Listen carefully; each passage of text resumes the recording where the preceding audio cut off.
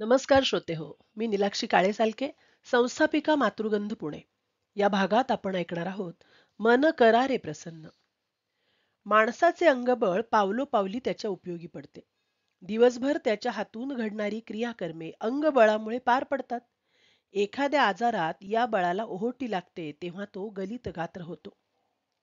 आपले अंगबळ वाढविण्यासाठी नाना व्यायाम प्रकार माणसांनी शोधून काढले आहेत. सकस आहार हा सुद्धा या बलोपासनेचाच एक भाग आहे. जसे अंगबळ तसेच मनोबळही माणसाच्या ठायी असते. माणूस मनाने खचला तर अंगात हत्तीचे बळ असूनही तो नाउमेद होतो.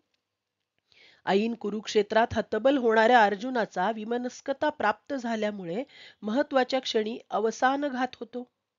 माणसे अनेकदा आपले मनोबल हरवून बसतात.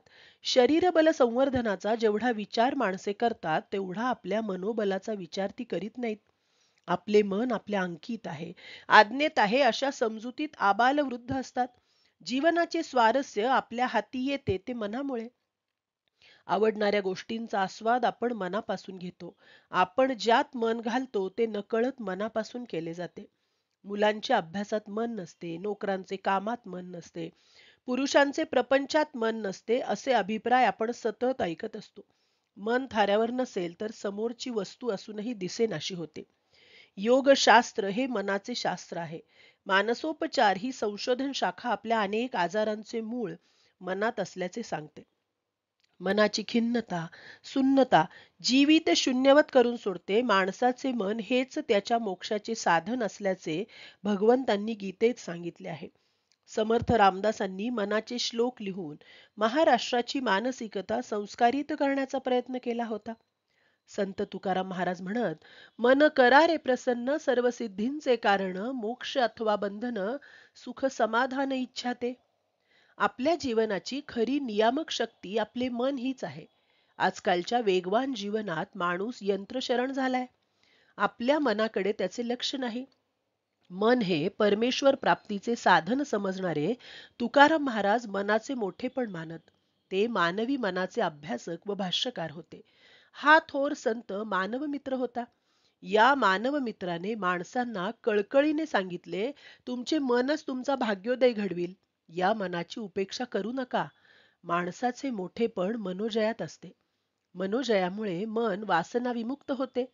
त्याची विकारवशता कमी झाली म्हणजे प्रसन्नता हा भाव त्याच्या ठायी प्रकट होतो.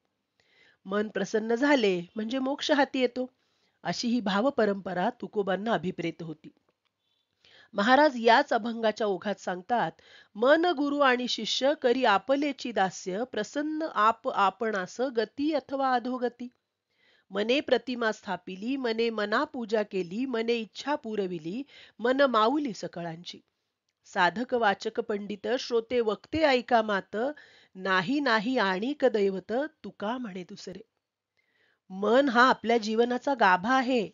जीवनाचे सारे रंग आणि तरंग सामावून घेणारे अंतरंग म्हणजे मन. सर्व संकल्प विकल्पांचे जन्मस्थान म्हणजे मन. सारे वेग आणि आवेग विराम पावतात ते मनाच्या ठायी. आत्मप्रभुत्वाची साधना घडते ती मनात आणि मनामुळे. अशा या मनाची साम्यावस्था हीच परमार्थाची पहाट. जीवनातील सर्व बऱ्या वाईट प्रसंगांना सहजतेने सन्मुख होण्याची शक्ती प्रकट होते ती या मानसिक प्रसन्नतेतून. सर्व सामाजिक भूमिकांचा निरामय आविष्कार घडू शकतो तो याच प्रसन्नतेमुळे. वैज्ञानिकांचे संशोधन, प्रतिभावंतांचे लेखन, धन्वंतरीची शस्त्रक्रिया, प्रशासकांचे निर्णय, प्राध्यापकांचे अध्यापन आणि विद्यार्थ्यांचे अध्ययन या सर्वांची सफलता आणि सार्थकता मनाच्या प्रसन्नतेवर अवलंबून नाही का? धन्यवाद.